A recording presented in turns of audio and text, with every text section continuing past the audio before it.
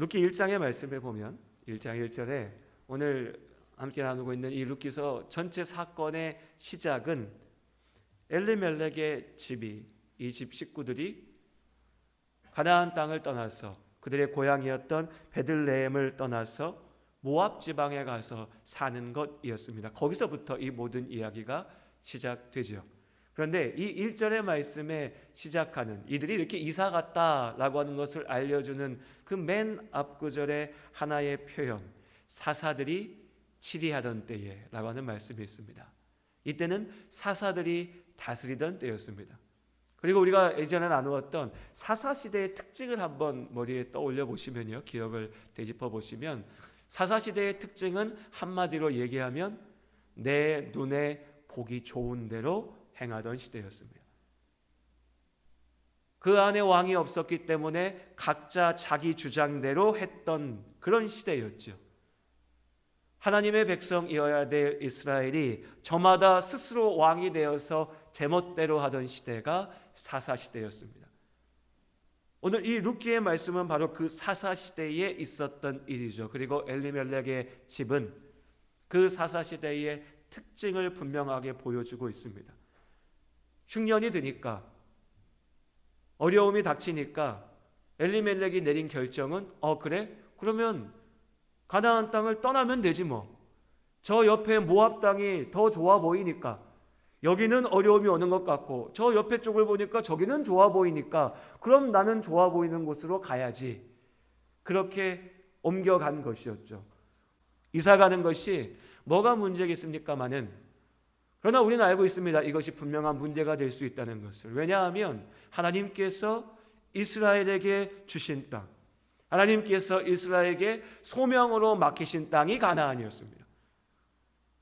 어려움이 닥친다고, 문제가 있다고 내팽개치고 도망칠 수 있는 그런 땅이 아니었던 거죠. 그러나 엘리멜렉의 집은 어려움이 닥쳐오자 그냥 떠나갔습니다. 더 심각한 문제가 뭐였냐면요, 그러면 엘리멜렉이 정말 도저히 살 수가 없어서, 정말 아무것도 없어서 떠난 게 아니었어요.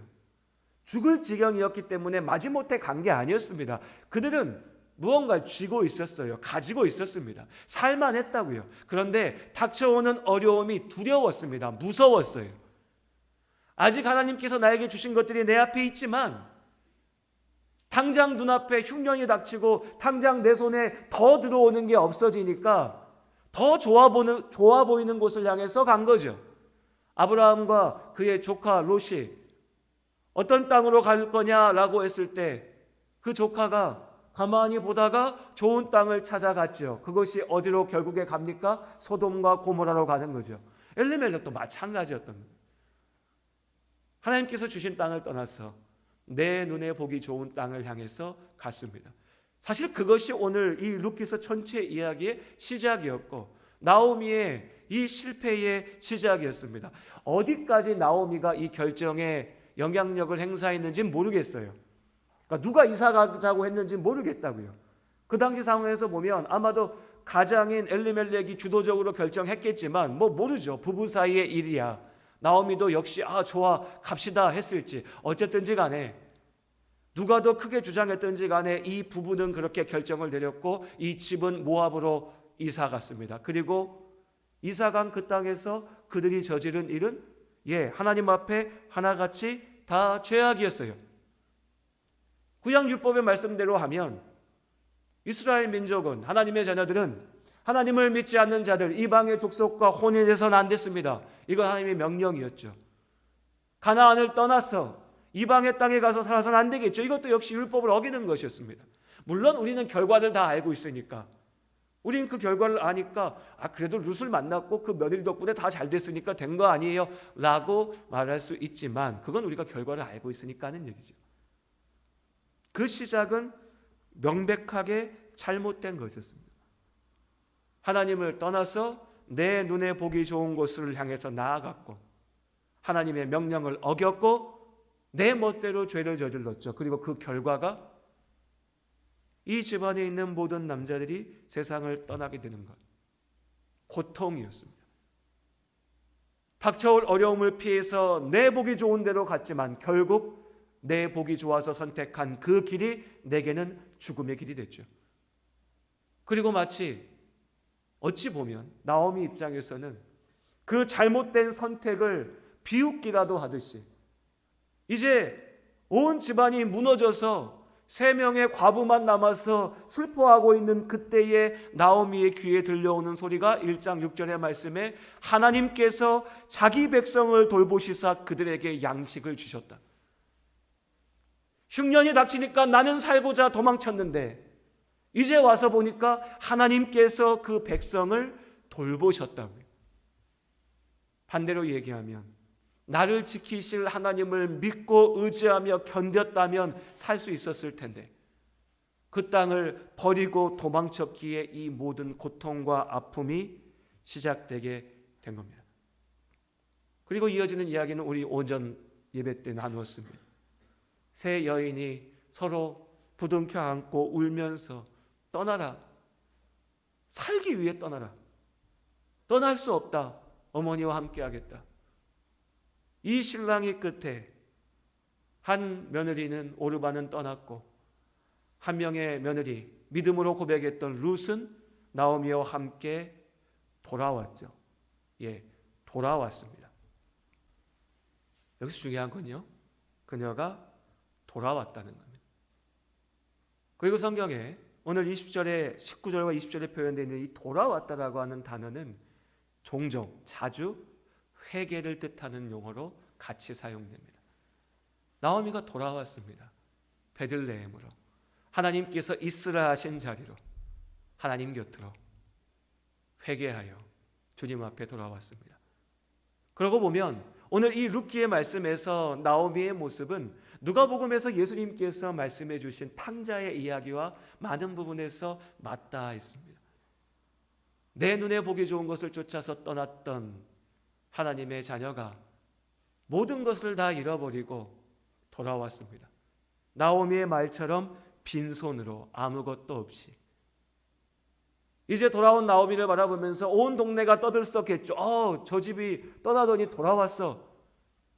그 앞에 나오미가 할 수 있는 말은 없었습니다. 얼마나 괴로웠을까요? 남편과 아들들과 잘 살아보겠다라고 떠났었는데 돌아올 때는 그들 모두를 잃어버렸고 이방인 여인 며느리 룻 한 사람만 데리고 왔으니 갈 때는 그래도 풍족하게 무언가 쥐고 내가 이만큼 가지고서 더 좋아 보이는 모압 땅 가면 잘 살 거야 라고 갔는데 이제 아무것도 없이 돌아왔으니 나오미가 말하죠. 나를 나오미라고 하지 말고 마라라고 불러라. 나오미라고 하는 이 이름의 뜻이 기쁨인데 나는 기쁨이 없다. 마라다. 괴롭다. 쓰다. 아프다. 나는 빈손으로 돌아왔다. 빈손으로. 하나님 곁을 떠났다가 빈손으로 돌아왔습니다. 그러나 다시 말씀드리지만 중요한 것은 그녀가 돌아왔다는 것. 돌아왔습니다. 그리고 가만히 생각해 봅니다. 여러분, 나오미가 정말 빈손으로 돌아왔습니까? 물론 아무것도 없었습니다.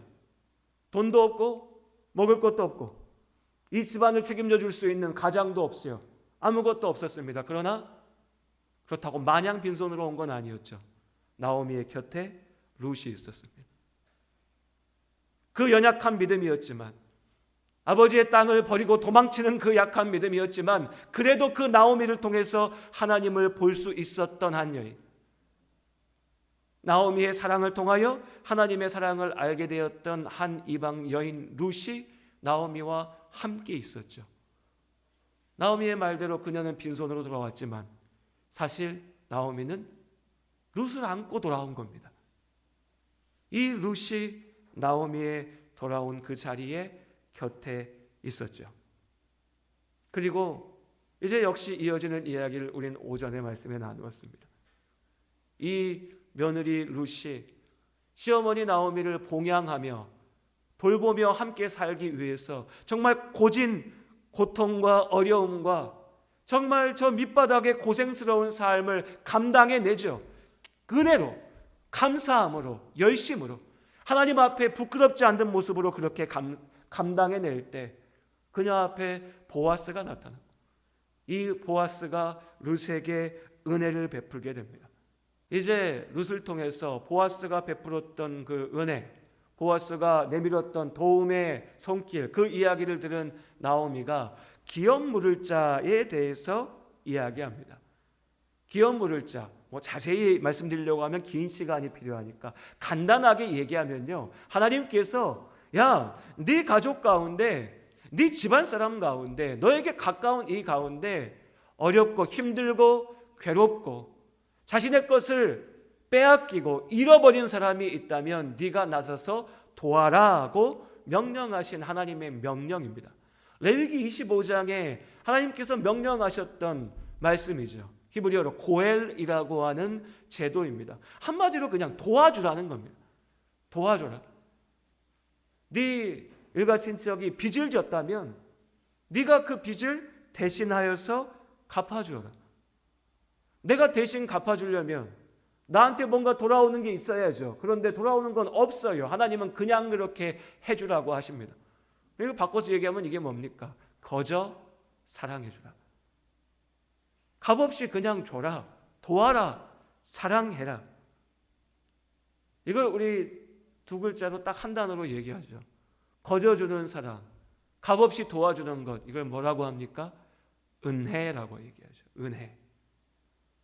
은혜를 베풀어라. 기업 물을 자, 고엘이라고 하는 것은 다른 게 아닙니다. 은혜죠. 사랑입니다. 거저 주는 것이요. 하나님께서 이것을 명령하셨습니다. 그리고 하나님의 이 명령은 하나님 앞에 이상적인 믿음의 공동체, 하나님의 사람들이 어떻게 살아야 되는지에 대한 가장 중요한 기준이 됩니다. 은혜, 사랑으로, 거저 주는 것으로 사는 것. 지켜졌을까요? 안 지켜졌을까요? 안 지켜졌죠. 우리만 욕심이 있는 거 아니지 않습니까? 이스라엘 사람들 우리 못지않게 우리보다 더 했을 수 있죠. 안 들었어요. 하나님의 명령이지만 이 명령이 온전하게 지켜지지 않았습니다. 가만히 생각해 보면 여러분, 하나님의 믿음의 공동체가 뭡니까? 교회고요. 더 본질적으로 하나님 나라죠. 그 하나님의 나라의 중심에 이 고엘이 있다고요. 은혜가요. 사랑이요.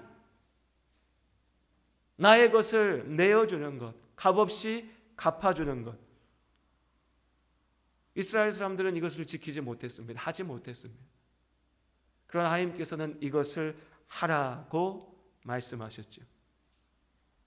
룻을 향한 보아스의 친절, 보아스가 베풀었던 그 은혜, 우리가 오전에 나눴던 것처럼 보아스는 말하죠. 이 은혜가, 룻이 왜 나에게 이런 은혜를 베풉니까? 라고 물었을 때 네가 하나님 앞에 행한 그 일에 대하여 하나님께서 축복하기를 원합니다. 하나님이 보아스를 통해서 주시는 은혜, 나오미는 이 은혜에서 살 길을 찾습니다. 보아스가 우리의 기업 물을 자다. 다시 말씀드리지만 이 당시 이스라엘 사람들이 이 명령, 하나님의 이 명령을 지키지 않았어요. 이것이 지켜졌기 때문에 여기에 의지하는 게 아닙니다. 이런 명령은 있었지만 지키지 않으니 아무 소용없었죠. 하지만 하나님께서 보아스를 통해서 주신 그 은혜의 끝자락을 붙잡고 나오미는 소망을 바라본 겁니다. 우리의 살 길이 여기 있을 수 있겠다. 하나님이 참으로 우리에게 은혜 주신다면 이 보아스 가운데 우리의 길이 있겠다. 그리고 이어지는 3장의 말씀에 보면 룻이 보아스를 찾아가고 그에게 기업 물을 자의 책임을 요구합니다. 당신이 우리의 기업 물을 자이니 나를 살려주소서. 나의 시어머니 나오미를 살려주셨어. 기업 물을 자라고 하는 것이요. 우리가 오해하면 안 되는 게 룻 혼자 그래도 젊은 여인이니까 이 남자가 이 여자 마음에 드니까 우리 그냥 다시 같이 삽시다 하고 이 문제가 아니에요.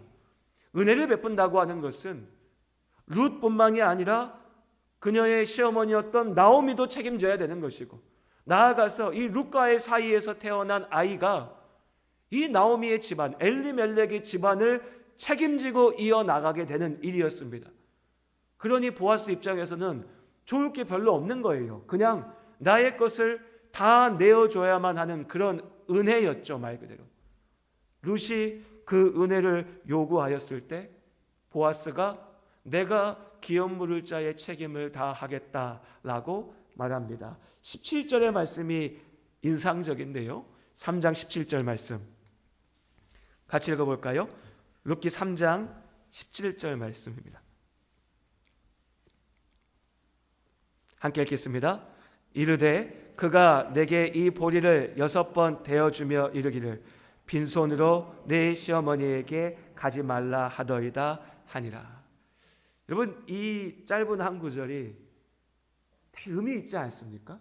아까 나오미가 베들레헴 처음 다시 돌아오면서 뭐라고 얘기했죠? 내가 빈손으로 왔다. 다 잃어버리고 아무것도 없이 왔어요. 그런데 이제 룻이 보아스와 만났더니 그 보아스가 룻을 보내면서 얘기하죠. 네가 빈손으로 네 시어머니 나오미에게 가지 말아라 하고 보리를, 가질 것을, 먹을 것을 들려보냅니다. 빈손이 아니에요. 그 손에 풍요로움을 주는 겁니다. 나오미는 내가 빈손으로 왔다라고 했지만 아니죠. 룻과 함께 왔습니다. 그리고 그 룻을 통해서, 믿음의 여인을 통해 하나님께서 나오미의 빈손을 채워주십니다. 그리고 마지막으로 우리가 앞서 읽었던 4장의 말씀, 룻기서 4장 14절 이하의 말씀을 보게 됩니다. 4장의 앞부분의 이야기는 이제 이 보아스가 룻에게 약속했던 대로 기업 물을 자의 책임을 다하기 위한 과정이 기록되어져 있습니다. 그 과정은 우리가 넘어가고요. 결론은 뭐였습니까? 보아스가 자신의 그 약속을 이루죠. 룻을 책임집니다.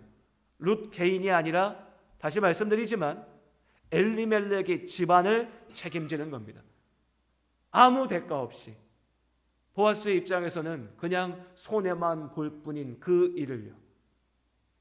그리고 그 은혜로 말미암아서 이제 하나님께서 엘리멜렉의 집, 나오미의 집을 회복시키십니다. 보아스와 룻 사이에 아이가 태어났어요. 여러분 한번 생각해 보세요. 내 며느리인데 내 아들은 세상을 떠났어요. 그럼 사실 우리 요즘 기준 같으면 며느리라고 하지만 나와는 되게 멀어지죠. 더더군다나 이 며느리가 다른 남자하고 결혼을 했어요. 그럼 뭡니까? 사실 나와는 남이죠. 이전의 관계와 정은 있지만 엄밀히 얘기하면 남이 되는 겁니다. 그런데 오늘 14절의 말씀을 다시 한번 보시면, 우리 다시 한번 읽어볼까요? 14절 말씀입니다. 여인들이 나오미에게 이르되 찬송할지로다 여호와께서 오늘 내게 기름 물을 자가 없게 하지 아니하셨도다. 이 아이의 이름이 이스라엘 중에 유명하게 되기를 원하노라. 생각해보면 이상한 일이에요. 내 며느리가 다른 남자 만나서 결혼해가지고 아이를 낳는데 동네 여인들이 와가지고 나오미 앞에 축하하는 거예요. 찬양하자. 하나님께서 주신 복이다. 태어난 아이가 잘 되기를 바란다.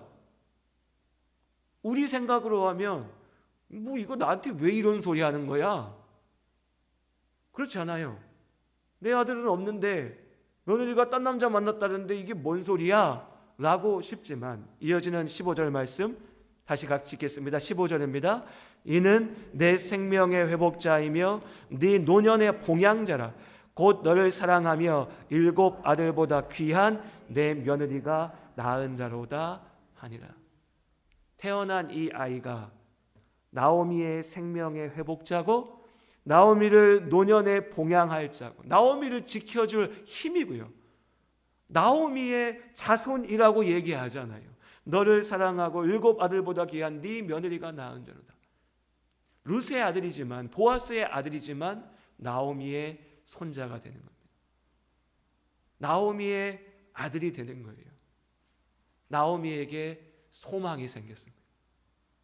빈손으로 돌아온 이 베들레헴에서 하나님께서 이 불쌍한 여인, 이 가련한 여인, 내 눈에 보기 좋은 것을 쫓아갔다가 철저하게 실패하고 다시 하나님 앞에 돌아왔던 이 여인을 살리신 겁니다. 오늘 15절의 말씀처럼 내 생명의 회복자다. 오늘 나오미의 삶이 하나님의 은혜 안에 다시 살아나게 됩니다.